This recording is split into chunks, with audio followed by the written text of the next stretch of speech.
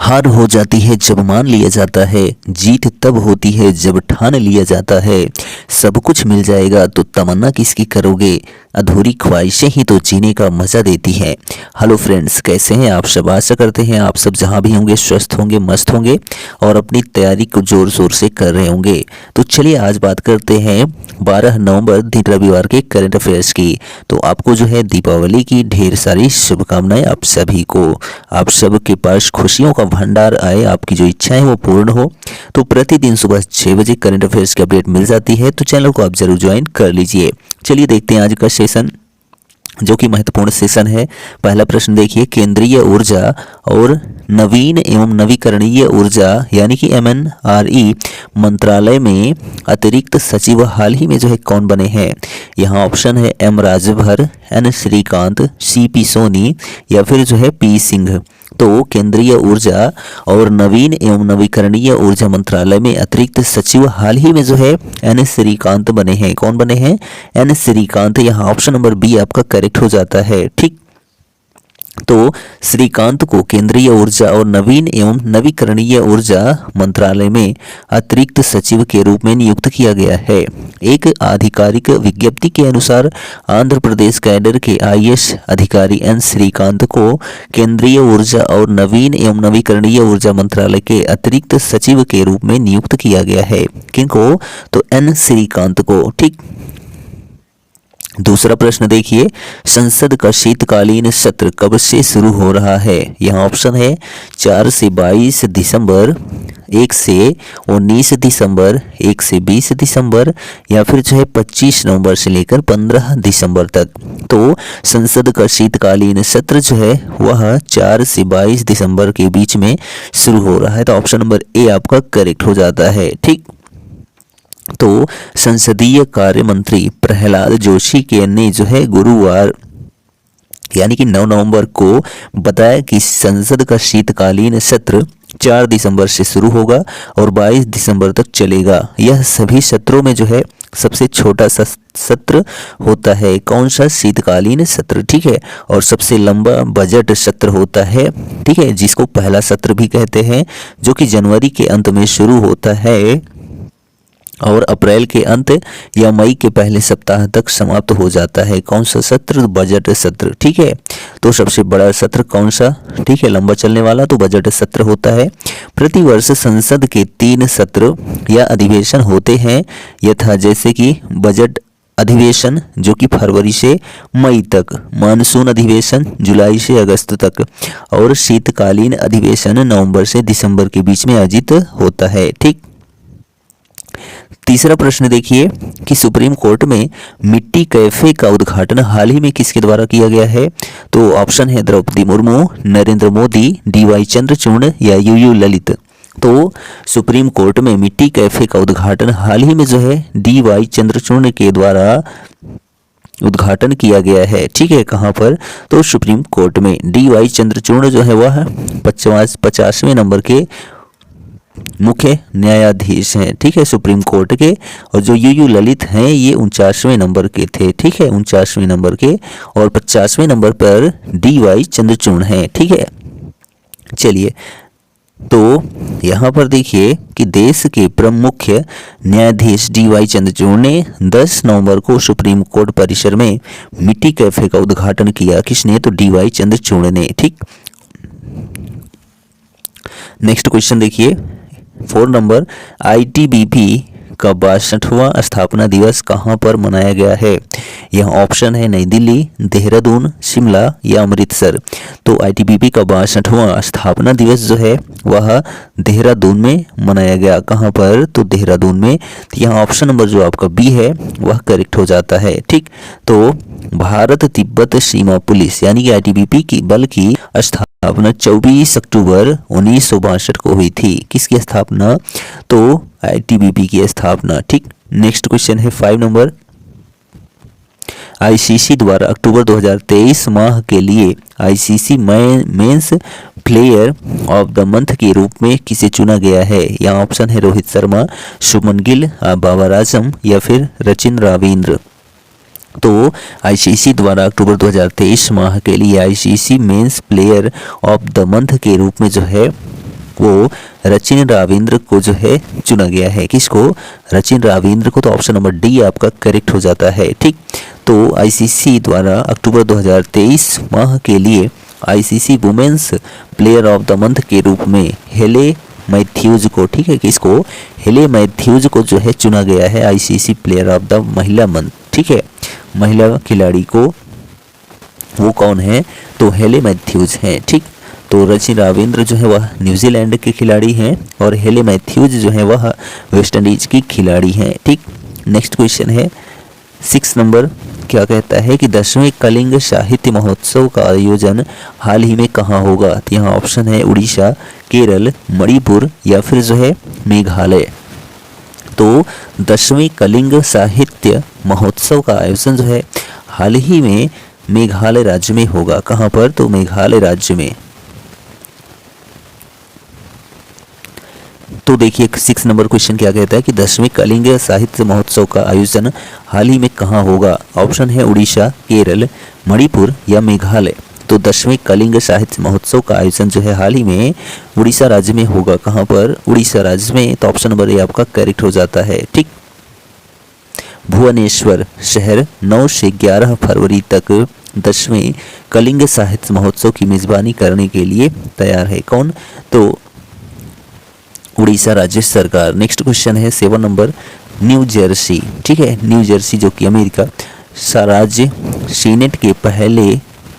Senate के सबसे कम उम्र के सदस्य और राज्य के इतिहास में जो है सीनेट के लिए चुने जाने वाले पहले दक्षिण एशियाई अमेरिकी कौन बने हैं? तो यहाँ ऑप्शन देखिए क्या कहता है कि देवेश पटेल, विपिन चंद्र पॉल, प्रदीप कुमार खरे या फिर विन गोयल। तो जो है न्यू जर्सी राज्य सीनेट के सबसे कम उम्र के सदस्य और राज्य के इतिहास में सीनेट के लिए चुने जाने वाले पहले दक्षिण एशियाई अमेरिकी जो है जो बने हैं वह विन गोपाल बने हैं। कौन बने हैं? विन गोपाल। तो ऑप्शन नंबर डी आपका करेक्ट हो जाता है। ठीक, तो भारतीय अमेरिकी राज्य सीनेटर विन गोपाल को राज्य के इतिहास की सबसे महंगी विधायी दौड़ जीतकर न्यू जर्सी सीनेट में तीसरे कार्यकाल के लिए फिर से चुना गया है। किसको? तो विन गोयल को। ठीक, नेक्स्ट क्वेश्चन देखिए 8 नंबर, 205 वर्ष के इतिहास में किस देश में स्थित संस्थान इंस्टीट्यूट ऑफ सिविल इंजीनियरिंग की अध्यक्ष निर्वाचित होने वाली पहली भारतवंशी अनुषा शाह बनी है? कहाँ पर? तो यहाँ ऑप्शन देखिए कहाँ पर बनी है। तो फ्रांस, जापान, ब्रिटेन या फिर चीन। तो जो है आप यहाँ पर देखिए कि 205 वर्ष, ठीक है, 205 वर्ष के इतिहास में किस देश में? तो ब्रिटेन देश में। ठीक है, कहाँ पर? ब्रिटेन देश में जो है स्थित संस्थान इंस्टीट्यूट ऑफ सिविल इंजीनियरिंग की अध्यक्ष निर्वाचित होने वाली पहली भारतवंशी अनुषा शाह बनी है। ठीक, तो ऑप्शन नंबर यहाँ पर सी करेक्ट हो जाता है।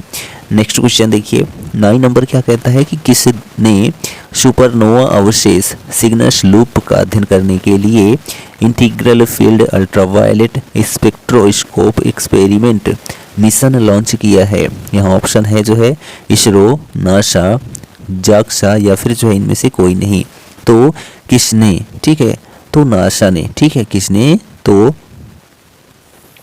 नासा ने सुपरनोवा अवशेष सिग्नल लूप का अध्ययन करने के लिए integral field ultraviolet spectroscope experiment mission launch किया है। किसने? तो नासा ने। तो यहाँ ऑप्शन नंबर बी आपका करेक्ट हो जाता है। नेक्स्ट क्वेश्चन 10 नंबर, क्या कहता है कि नवंबर 2023 में भारतीय वायुसेना ने पूर्वी आकाश अभ्यास का आयोजन कहाँ किया है? यहाँ ऑप्शन है शिलांग, देहरादून, ईटानगर या फिर जो है इम्फाल। तो नवंबर 2023 में भारतीय वायुसेना ने पूर्वी आकाश अध्यक्ष का आयोजन जो है हाल ही में जो है कहाँ पर किया? तो शिलांग में। ठीक है, कहाँ पर किया? तो शिलांग में किया। तो ऑप्शन नंबर ए आपका करेक्ट हो जाता है। ठीक है, तो भारतीय वायुसेना यानी कि IAF द्वारा चीन सीमा पर पूर्वोत्तर राज्यों में समुद्र प्रमुख हवाई अभ्यास पूर्वी आकाश आयोजित किया गया है। इसमें सेना के साथ जो है संयुक्त अभियान भी शामिल था।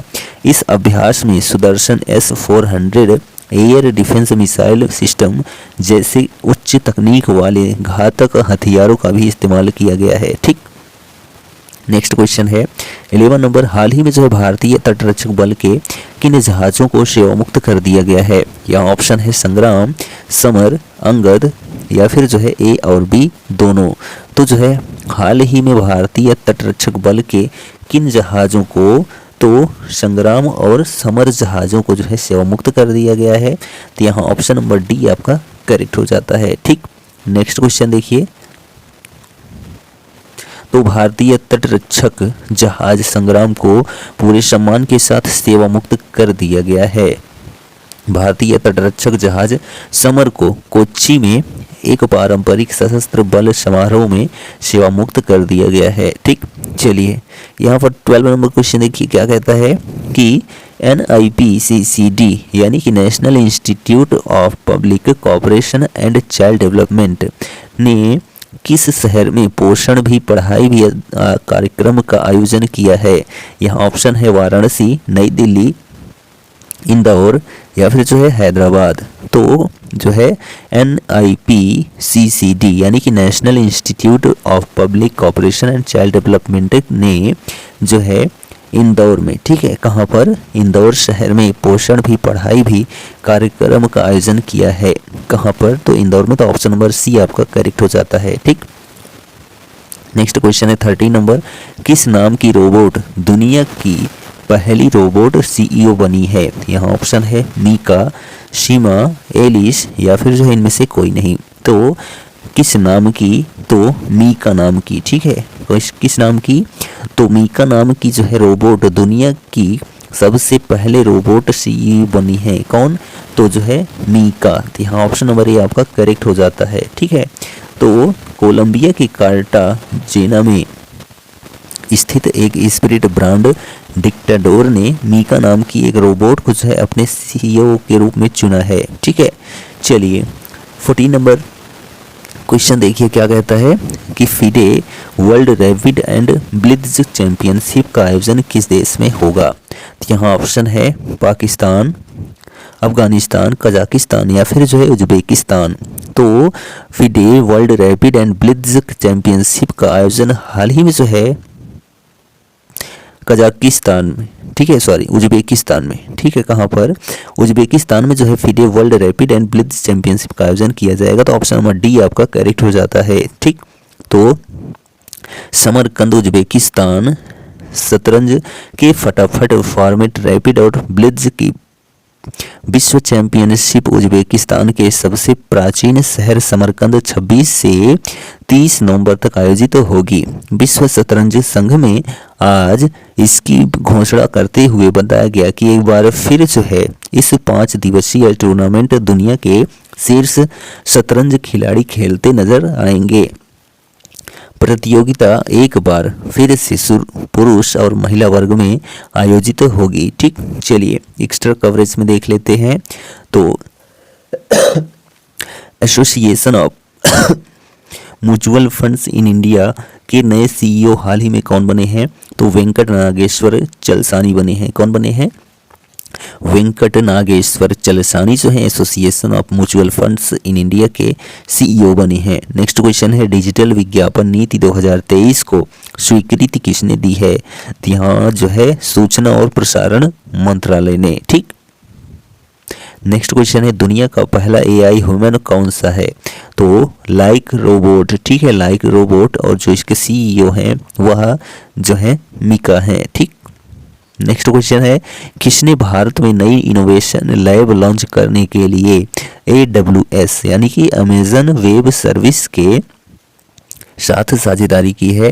तो IBM ने। ठीक है, किसने? तो IBM ने। ठीक, तो कौन सा देश, नेक्स्ट क्वेश्चन है कौन सा देश अडानी के श्रीलंका पोर्ट टर्मिनल प्रोजेक्ट में तो $553 मिलियन का निवेश करेगा?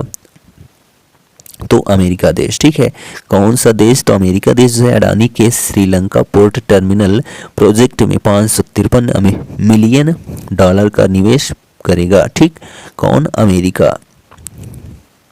नेक्स्ट क्वेश्चन है किसने धान की अधिक उत्पादन देने वाली और जो है कम समय में उगाई जाने वाली किस्म 2090 विकसित किया है?